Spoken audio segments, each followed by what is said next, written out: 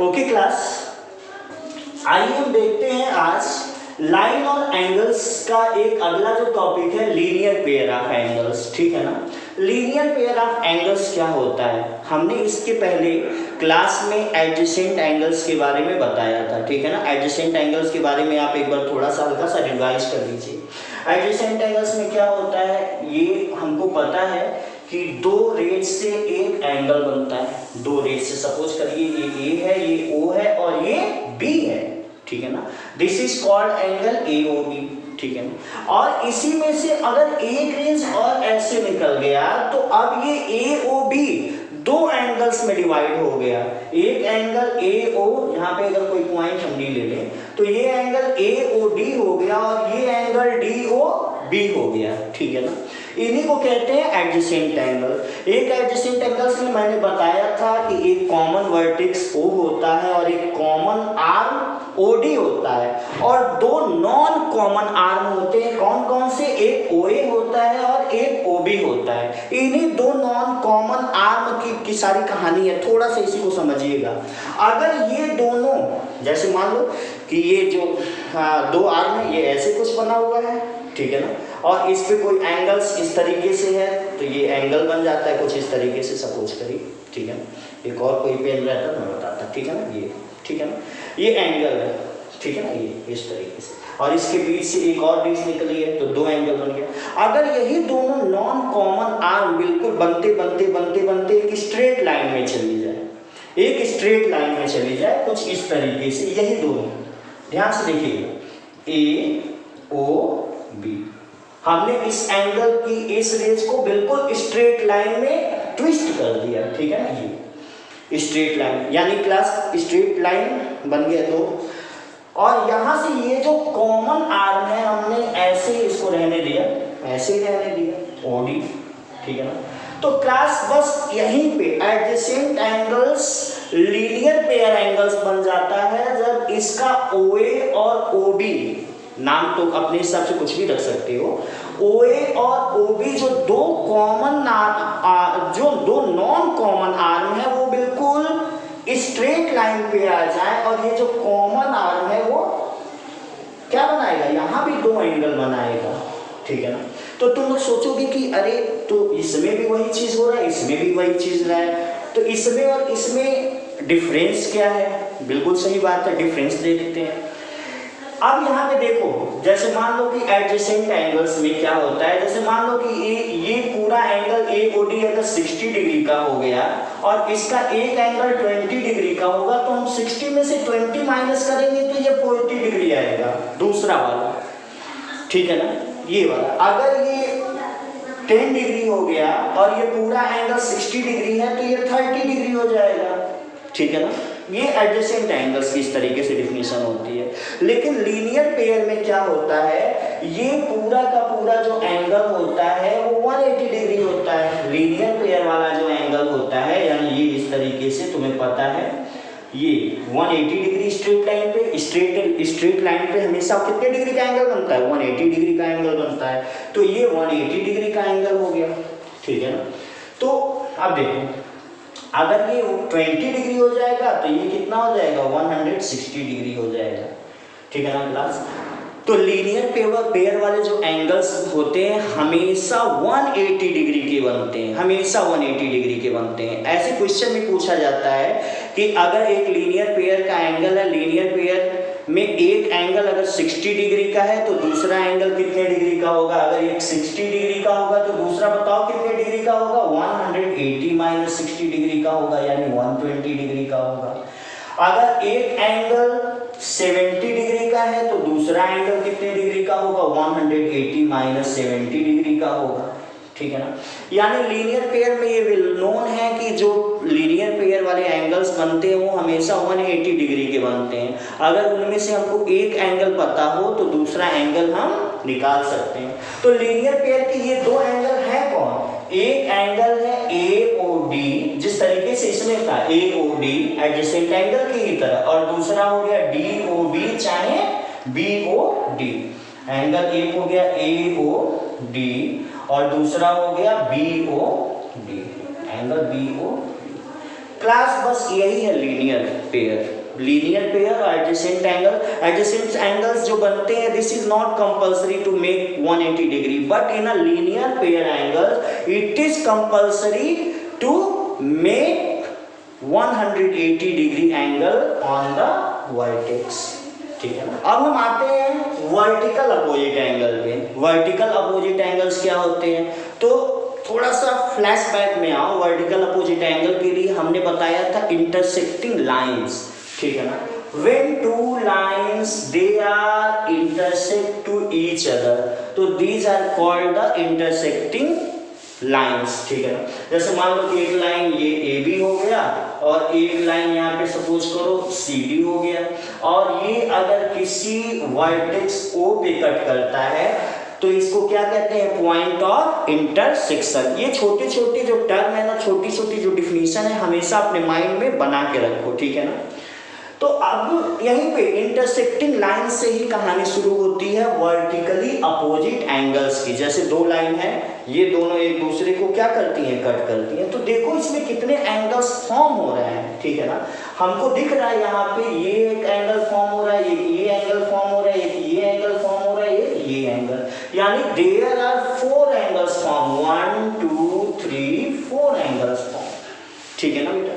देखो ध्यान से 4 एंगल्स फॉर्म, यानी एक एंगल यहाँ पे अगर हम इसका नेम लें तो एंगल AOD जिसको हमने बोला है angle 1, angle AOC, angle AOC जिसको हमने बोला है angle 2, angle COB, angle COB जिसको हमने बोला है एंगल 3 से रिप्रेजेंट किया है, BOD, एंगल BOD जिसको हमने बोला है एंगल 4। तो बेटा ये तो हो गए जब हम दो लाइन एक दूसरे को इंटरसेक्ट करती है तो उन पे 4 एंगल फॉर्म होते हैं। There are 4 angles form when 2 lines intersect to each other, 4 angles form, ठीक है ना। लेकिन ये वाला वर्टिकली अपोजिट एंगल्स क्या होते हैं, तो वर्टिकल तो ये है हमारा वर्टेक्स, ये हमारा वर्टिकल है। वर्टिकली अपोजिट एंगल, तो ध्यान से देखो इस एंगल के अपोजिट ये एंगल वर्टिकली अपोजिट एंगल होता है। वर्टिकली अपोजिट एंगल्स फॉर्म, और ये एंगल 2 के अपोजिट एंगल 4 वर्टिकली एंगल होता है, ठीक है ना। एंगल 1 के opposite angle 3 vertically opposite angle हुआ, और एंगल 2 के opposite angle 4 vertically opposite angle हुआ। यानी ये वाला एंगल इस वाले एंगल के वर्टिकली हुआ, और ये वाला एंगल इस वाले एंगल के वर्टिकली अपोजिट हुआ, ठीक है ना। तो क्या फायदा हुआ इससे, हमको मतलब क्या है सर, वर्टिकली अपोजिट एंगल्स तो हम जान गए, इससे क्या मतलब हुआ, ठीक है ना। बहुत ही अच्छी बात है, यहाँ ध्यान से सुनो क्या मतलब है इसका कि वर्टिकली अपोजिट हो गया, 1 2 3 4 हो गया, तो सर इससे क्या यूज, इसका यूज क्या है, आप यूज बताइए, बताते हैं, देखो ध्यान से।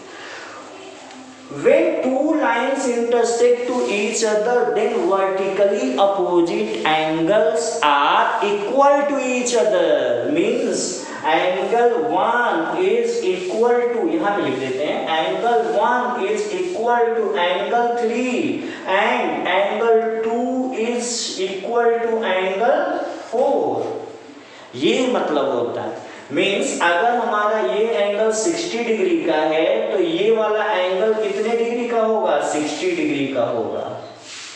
और ये अगर एंगल हमारा 120 डिग्री का है तो ये भी हमारा एंगल 120 डिग्री का होगा, ठीक है ना। इसको कहते हैं vertically opposite angles. Okay class, अभी हमने लीनियर पेयर एंगल और वर्टिकली अपोजिट एंगल्स के बारे में बात करी है। अब उसके एक एक क्वेश्चन हम देखते हैं, ठीक है ना।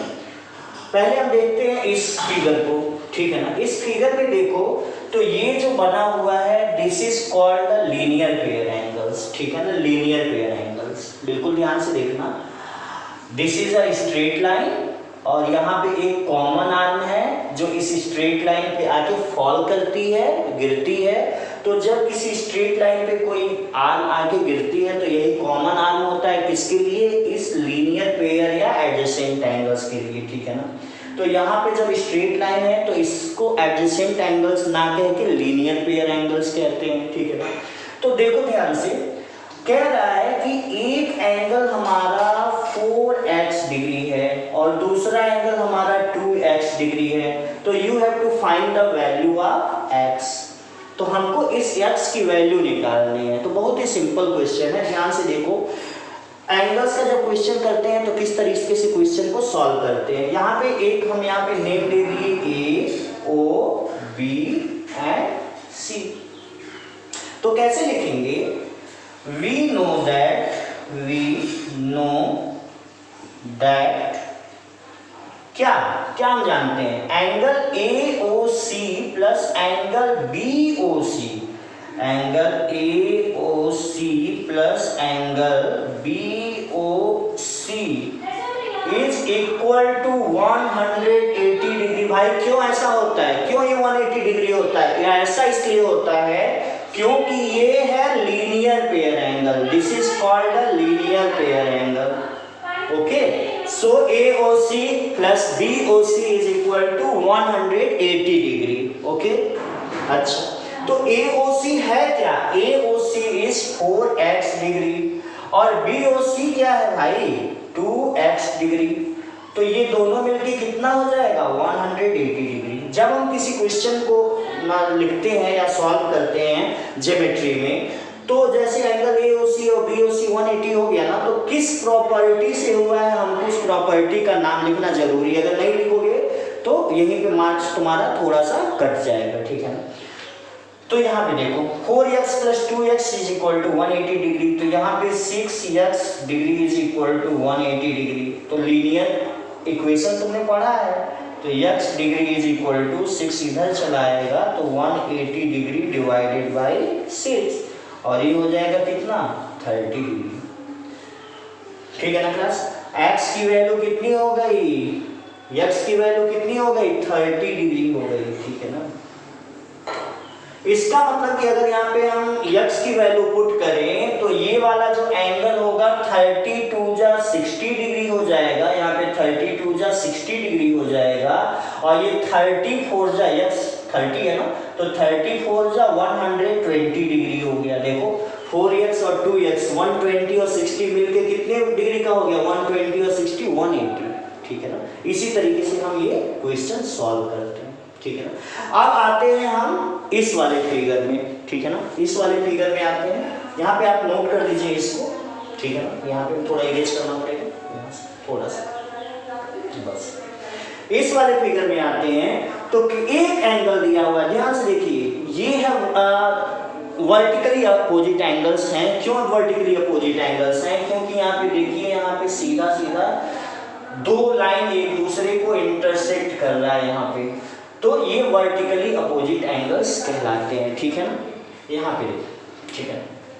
अब कह रहा है कि angle 1 is equal to 40 degree है, तो हमको बाकी 2, 3, 4 ये तीनों की वैल्यू निकालनी है, ठीक है ना। बहुत ही सिंपल है। हमको क्लास पता है कि जब दो लाइन एक दूसरे को इंटरसेक्ट करते हैं तो वर्टिकली अपोजिट एंगल्स क्या होते हैं? इक्वल होते हैं। यानी अगर ये एंगल है तो ये इसके इक्वल हो जाएगा और ये एंगल है तो ये इसके इक्वल हो जाएगा, ठीक है ना। इसी प्रॉपर्टी का यूज करेंगे, तो लिखेंगे यहाँ पे in given figure angle 1 is equal to angle 3 और ये किसके इक्वल है? ये है 40 डिग्री के इक्वल। और किस प्रॉपर्टी से? Vertically opposite angles. यहाँ पे अगर दिख नहीं रहा है तो थोड़ा सा मैं और कर देता हूँ। वर्टिकली अपोजिट एंगल्स की VOAB सिंपलेस्ट फॉर्म में इसको लिख सकते हो, ठीक है ना। This is vertically opposite angle class. लेकिन ये तो वर्टिकली अपोजिट एंगल हो गया, लेकिन 2 और 4 कैसे मिलेगा, है ना। 2 और 4 को मुझे एक्सप्लेन करने के लिए जरा सा थोड़ा सा इस फिगर को मुझे थोड़ा एडिट मैं करता हूँ, ठीक है ना। जरा सा ध्यान से समझना है यहाँ पे, अभी तुम्हें समझ में आ जाएगा। हमारा ये फिगर कुछ ऐसे दिया है, ठीक है ना। ये है 40 डिग्री, तो ये भी कितना हो गया? 40 डिग्री हो गया, ठीक है ना। अब जरा ध्यान से देखो, अगर मैं इसकी ये लाइन इरेज कर दूं, ठीक है ना, ये वाली लाइन इरेज कर दूं, ये वाली, ठीक है। तो ये देखो ध्यान से, ये भी एक स्ट्रेट लाइन बन रहा है और इसका एक कॉमन आर्म ये है, तो ये एंगल कितने डिग्री का हो जाएगा? ये एक लीनियर पेयर बना रहा है। देखो स्ट्रेट लाइन है और इस पे क्या है, ये कॉमन आर्म है, तो ये 40 डिग्री और ये डिग्री मिलके कितना हो जाएगा? लीनियर पेयर एंगल बनाएगा। तो ये 40 हो जाएगा, तो ये कितने डिग्री का हो जाएगा? 180 माइनस 40 हो जाएगा, यानी कितने डिग्री का हो जाएगा? 140। अब इस लाइन को आगे बढ़ा दो। अब बेटा देखो, अगर ये 140 हो गया तो ये कितने डिग्री का होगा? ये भी 140 डिग्री का होगा। बिल्कुल सेम वर्क यही करेंगे। यहाँ पे हम इस बार लेंगे एंगल 1 एंड एंगल 2। तुम अपने माइंड से ये इतना इरेज कर सकते हो, ठीक है ना? यहाँ पे ठीक है ना, पहले 1 और 2 की बात करते हैं, ठीक है ना? तो यहाँ पे हम लिखेंगे angle here angle 1 is 1 plus angle 2 is equal to 40, ऐसे लिखो 180 डिग्री। किस तरीके से प्रॉपर्टी से? लीनियर पेयर प्रॉपर्टी से, ठीक है ना? अब एंगल 1 की वैल्यू क्या है? एंगल 1 की वैल्यू 40 डिग्री है, तो 40 plus angle 2 is equal to 180 degree, ठीक है ना? तो एंगल 2 क्या हो जाएगा? Angle 2 is equal to 180 degree minus 40 degree, ये हो जाएगा कितना? 140 डिग्री। अब जैसे ही हमको एंगल 2 की वैल्यू निकल गई, अब ये लाइन बंद करे तो यहाँ पे आगे यहाँ पे एक्सटेंड कर लो, तो एंगल 2 के अपोजिट कौन सा एंगल है? ये एंगल 2, ये एंगल 3 और ये एंगल 4 है। तो here so angle 2 is equal to angle 4 is equal to कितने डिग्री का? 140 डिग्री का। कौन सी प्रॉपर्टी से? लीनियर पेयर में यहाँ पे लिखना वर्टिकली अपोजिट एंगल की प्रॉपर्टी से। तो इस फिगर से क्या समझ में आया?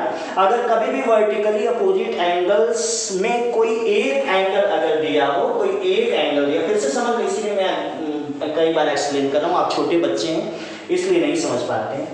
अगर यहाँ पे जैसे कोई है यहाँ पे फिगर, इसको मैं इरेज कर दे रहा हूँ, फिर से इसको मैं कर रहा हूँ। जैसे वर्टिकली अपोजिट एंगल है एक्स, इस तरीके से एग्जाम्पल ले लो, ठीक है ना? वर्टिकली अपोजिट एंगल्स हैं। तो अगर सपोज करो हमारे पास ये एंगल इस बार दिया है, ठीक है ना? ये एंगल मान लो 100 डिग्री है, ठीक है ना? तो बाकी ये बताओ सब बताओ, ठीक है ना? अगर ये 1 हो, ये 2 हो, ये 3 हो, ये 4 हो, कुछ इस तरीके से लिख लीजिए। तो हमको पता है 100 के अपोजिट एंगल ये 100 डिग्री होगा, ठीक है ना? अब इस 100 और इसके बगल वाले किसी एंगल्स को ले लेंगे, एडजेसेंट एंगल्स को ले लेंगे, लेकिन वर्टिकली अपोजिट एंगल में जब बगल वाले एडजेसेंट एंगल्स को लेंगे तो ये और ये हमेशा मिलके 180 डिग्री बनाएंगे। तुम इसको ले लो चाहे इसको ले लो, 1 + 4 भी 180 डिग्री बनाएगा, 1 + 2 भी 180 डिग्री बनाएगा, क्योंकि ये लीनियर पेयर हो जाएगा। तो ये 100 है तो ये 80 होगा, या अगर इसको भी लेते हो तो ये 100 है तो ये कितने डिग्री का होगा? 80 डिग्री का होगा। तो बस ये 80 डिग्री का हो गया तो ये भी 80 डिग्री। कोई एक निकाल लोगे तो तुम्हें अच्छे से समझ में आ जाएगा, ठीक है ना? तो इसको अच्छे से ऑब्जर्व करना, तुम्हारे लिए बिल्कुल न्यू है क्लास। Write down